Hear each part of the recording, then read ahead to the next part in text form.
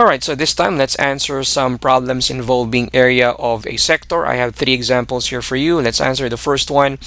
In a circle O with the measurement of central angle AOB, and it says it's 46 degrees, that means this one. Okay, that's 46 degrees. And then the length of our radius, which is 4 units, so that's this one. What is the area of that orange region? AOB, sector AOB. So what I'm going to do here is, of course, we will apply the formula, and the formula is sector area, or area of a sector, is equal to theta, which is the given central angle, over 360 degrees times pi r square. So we need to know two things: the theta, the central angle, and the measurement of the radius. So the next thing that we will do here is substitute. So 46 is for the central angle, radius, which is OB, that's 4, and then let's just solve this using our calculator. 4 square is 16 times 46 divided by 360.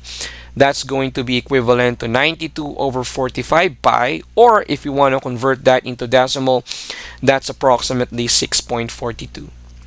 Now, not all problems are like that. Sometimes what is missing is not the area of the sector. Sometimes it's the radius. So like in this case, we need to find the length of OB, which happens to be the area of the radius of the circle.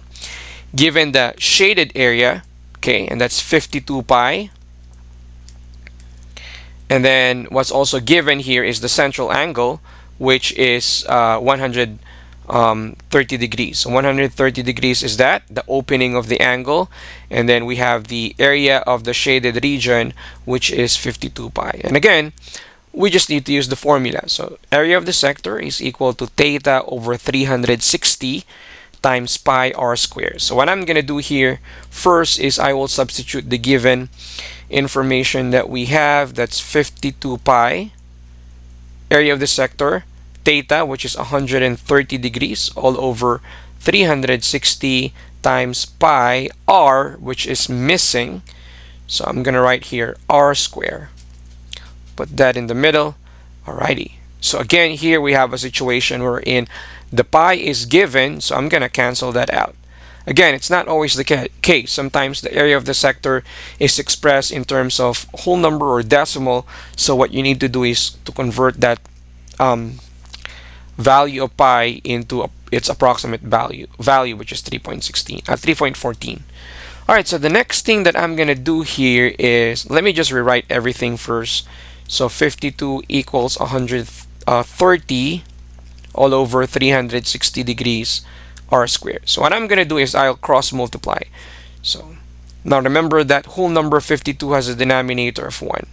So 52 times 360 is 18,720. Okay, divided by 130 equals r squared.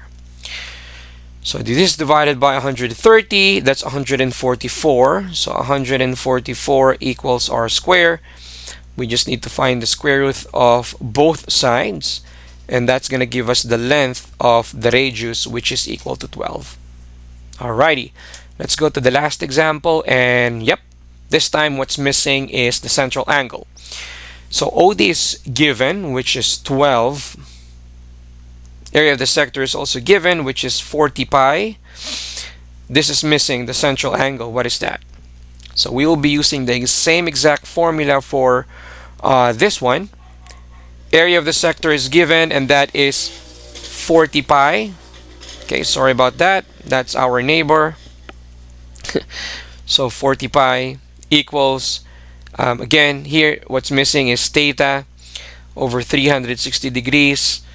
Pi r is given, that's 12 square. So cancel the pi again, and then I will just multiply 12 square. So this is 40 equals 144 over 360, and that will be the value of the 12 square, 144. The next step, just like what we did in the previous example, let's cross multiply. There's a 1 there, imaginary 1. So 40 times 360 is 14,400.